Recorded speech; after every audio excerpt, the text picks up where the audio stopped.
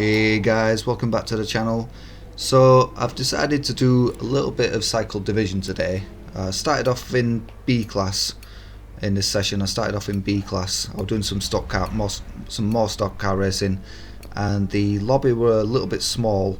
So I've gone into cycle division, and obviously I've chosen the Alfa Romeo Spider. So here we go. We'll see how we do.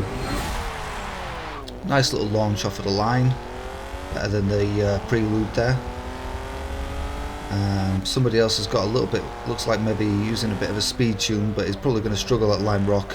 Goes for quite an aggressive looking overtake. There's some contact, and then somebody goes a little bit drifty or laggy possibly right by me. I've already got a couple of people off of the track. It looks like he's gonna, yep, a terrible rejoin and take somebody out there. So he's actually come off quite well. He's rejoined really badly, but now he's off the track again, and I rather cautiously pass him. It looks like I've got the run on the guy in the prelude. I think that's a prelude, but he's managed to get to the corner before me. So looking back, it looks like we're clear of any trouble now. Just getting my braking points for the chicane. It's quite a tricky one. I'm going to try and keep it clean here for now. Sometimes I like to take the old Forza lines before we had the race regulations and the newer they changed the track limits. I sometimes just on this track, if it's not too much of a serious race, you know, if it's just a fun like this one, sometimes I'll just take a bit of a cut on the left hander, the last part of that chicane. So I'm getting a little bit closer now to the guy. I'm pretty sure that's the 94 Prelude.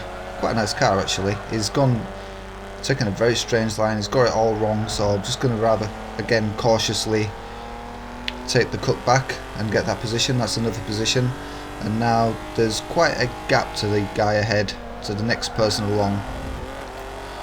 But really, it's just nice to be driving this car. It's something a little bit different, the sort of thing that you can't usually use if you were racing in, you know, a normal B class or C class. Car like this, you know, some of these cars you probably maybe not crop up quite as much. So it is one of the nice things about cycle division. You get to use some cars you don't normally get to use.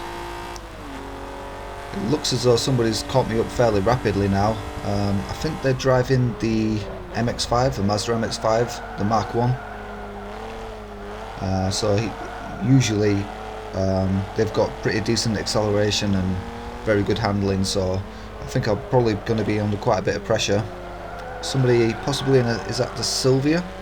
Oh, and it looks like I've just managed to hold on to the position there. But yeah, the guy in the Sylvia seems to be a little bit slow, so hopefully we can get by him quickly. I've already lost a position just simply by not having the same amount of acceleration as the MX-5 there. He's got through pretty quickly. He's going for the move, and it looks like he's got it done. He's running it a little bit deep, but now he's cutting back and he's taking a nice clean line. The guy in the Sylvia, I think, this looks like he's taking a bit of a cut, but I still managed to get the run on him and got past him before the last corner. I've started using the hood again. I decided to switch on the hood. I don't always like to use it, but I decided to switch it on just for when people are watching. It just makes it a little bit easier to follow what's happening in a race, what lap we're on, what position I'm in, how far people are behind me or ahead, and it just makes it. I just find that it makes it, as a viewer, I imagine it'll make it a little bit easier to follow the race. And also, it's useful for me as well. Sometimes it can be quite useful. I find it a little bit distracting to know. Sometimes I can get a little bit hung up on how fast my lap has been, or if I'm down, or if I'm up on my lap. But yeah, sometimes it is quite useful if you forget which lap you're on. It's always handy to just have that information. And I guess if you was in a race, you probably would have that information relayed to you in a fairly similar way. It's not like having braking line on or the track limits. I used to use the track limits and I used to use braking line. I occasionally do but if I can help it, I try and avoid using the braking line now, and it's something I don't really look back on. I think it's definitely something that, you know, when you do get more familiar with the tracks, the next step is definitely to switch off the braking line and really get to know your braking points, because it just makes you a better driver in general. I find that if you rely on the braking line too much, it can make you a worse driver in the end. But I've managed to catch up with the guy in the Subaru Brat, I think that is. It's the guy who was really fast off the line. It looks like as though, yep, it's definitely taking a fairly clean line. Certainly a cleaner line than I took. But as I said, you know, it's just a little bit of fun. It's just, I've come into this lobby for a little bit of fun. So I'm not going to take it too seriously and be too strict on the racing line. I think the you know, top drivers and the good drivers, they kind of have a bit of an understanding that you would run the curbs a little bit if it was a real race, and sometimes the track limits, the Forza track limits, are a little bit excessive. So I'm just tailing this guy now, trying to put some pressure on. It looks as though he's driving fairly well at the minute though. I'll take a slightly better line through that corner. I did momentarily get a slight run, but then his power came into play. I should be able to carry a little bit more speed through this corner. I imagine theoretically down at the end of the main straight I will be a little bit faster. He's gone quite deep into the chicane. Again, to his credit, he's taken a very clean line through there, but it's going to be a little bit too late. It's coming to the end of the race now. I've taken a narrower line. I've managed to get closer to the apex, but it's definitely going to be too late.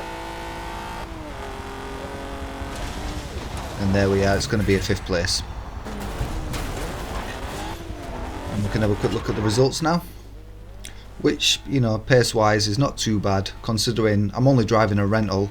I've not bothered to get a proper tune. A lot of these guys are probably using actual tunes, whereas I've just decided to go, you see, as you can see here, this is for the next race. It happens to be the same track, but I'm just using rentals.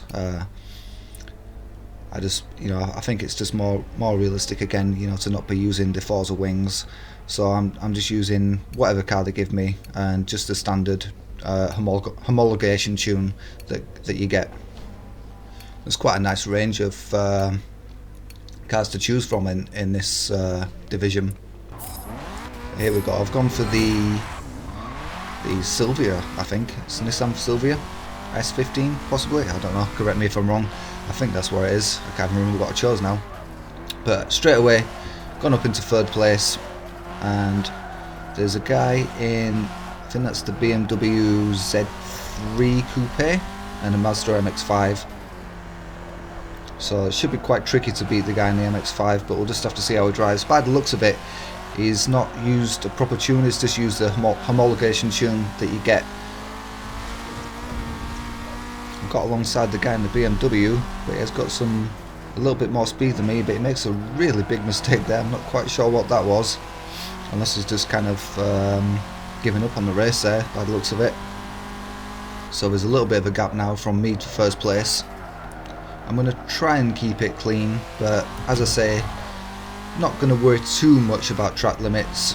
I'm not going to obviously cut corners or extend or anything like that, but you know, when it comes to running the curb, I'm not going to worry too much. I'm not going to lose too much sleep. This car actually looks quite nice. I like it in this colour, like a maroon, metallic maroon red. Quite nice. So it looks as though possibly gained a little bit on the guy in the lead, the guy in the MX-5. I think that's the Mark II MX-5, the Mazda Speed one, which has got a supercharger. I guess really at this point it's just all about trying to keep that pressure on, and it looks as though Iceman has succumbed to that pressure. So yeah, we'll go up into the lead. We will have, it will be able to carry more speed through this corner. As you can see, he's got a bit of a run. There's a little bit of contact. I like to take a central line over that crest, but I've gone very deep and I'm going to lose the position again. On that occasion he took a very clean line. He Didn't cut that chicane at all, to his credit. But hopefully I should have a little bit more speed down this main straight. We'll see now. See who's got the highest top speed. And then I use my braking marker on the right hand side there. It's just the end of that pit lane. It's a little bit more reliable than the boards on the left hand side, which can sometimes get knocked over if somebody crashes on the left hand side there. Well, I'm just keeping it nice and narrow here. He takes that wide line. A lot of people take that wide line, but I've been told reliably that the narrow line is faster. And indeed, it looks like I've got a run here. So I'll pull up alongside. This is going to be risky. I don't think I've got the handling to pull it off, so I'll back out of that one. I think at this point my best chance of getting first place is down the home straight. Takes a nice tidy line on the right hand side, but then completely cuts the chicane on the left hand side. I think that's maybe, I would say, pushing the track limits too far that time. And he has managed to open up the gap. I do find it quite annoying when people drive clean until they're under pressure and until they think that the lead might lost. I have seen that quite a few times where people will just drive completely clean, and then as soon as you catch them and it looks as though you're going to get past them, they'll just start cutting all the corners, and then if they get back into the lead and get a little bit of a gap, then they start driving clean again and try to get that clean lap. Quite annoying. It's not the worst thing in the world, but yeah, it does look as though for this race track limits are going to be out of the window, at least at the chicane. So now it's just a matter of trying to reduce that gap again and try and stay close enough at this last chicane so that I can maybe think about taking a pass. And it looks like it's made a bit of a mistake. It's gone a little bit deep into the chicane. I'm alongside. It's a little bit dicey.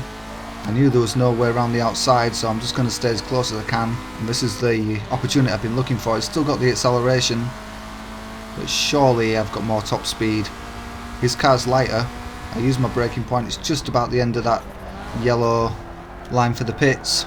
It's very close. I'm trying to keep the pressure on. I don't really want to make contact, but the odd knock here and there is going to be inevitable when you're racing this close. There's much I can really do around here except stay as close as I can. And indeed, he's got a little bit sideways, so I've got the run. He's not giving me much space, but I have managed to get by. He's probably going to get a better exit through here than me. All I can do here is just make sure I don't run wide. I managed to keep it nice and tight to the apex. Then again, he's completely cut the chicane again and managed to use that to get by, which to me is quite shameful, really. I mean, it's one thing to cut the corner, but to cut the corner so much that you can actually get past somebody, it's just something that I would never do. I'm going to try and outbrake him, but I've not managed to do it. He's running it around the outside, but I am a little bit annoyed now because of that pass. So the conservative driving that you saw at the beginning of a race may now be replaced by a slightly more aggressive one, and I may go for moves in the second half that perhaps I wouldn't have in the first. So again, I've got the run in this same straight down to the right hander. I don't want to back out this time, but he has managed to go around the outside. He's run a little bit wide. I'm going to take a look down the inside at the chicane, but there's nothing really on there. He's cut the corner again. He's got it sideways. I'm going to follow him through with the corner cut, and then the shit hit the fan, as Nelson PK said, and he didn't really do much to fight that one. He just seemed to give up and let me take him off the track. It was only a slight tap, but I decided the best thing to do would be just to slow down, and now I just got to let him take the race, which is an unfortunate ending. I would have liked to run it right down to the line in a drag race, and he did brake slightly. I think he was thinking about letting me win that race, but in the end it's the second place, which is not too bad, although it's a very small lobby. but it was just nice using some different cars, and I did enjoy that. You know, there was a little bit of battling. It's just a shame that the lobbies were so small today. I'm going to try a little bit later on, and hopefully the lobbies might be a little bit fuller. But yeah, it's just one thing to mention. If you are going to do cycle division or stock car racing or anything like that, or just using stock brakes in general, it's a little tip of mine if you haven't thought of it, to go into the controller settings, the advanced controller settings, and then lower the braking decel from 100% or whatever it is that you're using down to maybe 70%. I think 70% is quite good for stock cars and cycle division, where you're just using homologated cars like these ones, and I just find that it makes it a little bit easier to brake and steer at the same time. Obviously you're doing braking and steering with your left hand, and if you don't have to pull in the trigger quite as deep, then it just makes it a little bit easier to control your steering if you're, say, going into a corner whilst braking, trail braking, things like that. It just makes it that little bit easier. I just set the decel to 70%, and I think that really just, you know, really makes it, just helps and just makes it a lot easier. But yeah, thanks for watching, and like and subscribe and all that good stuff as always, and I'll see you for the next one. Thanks.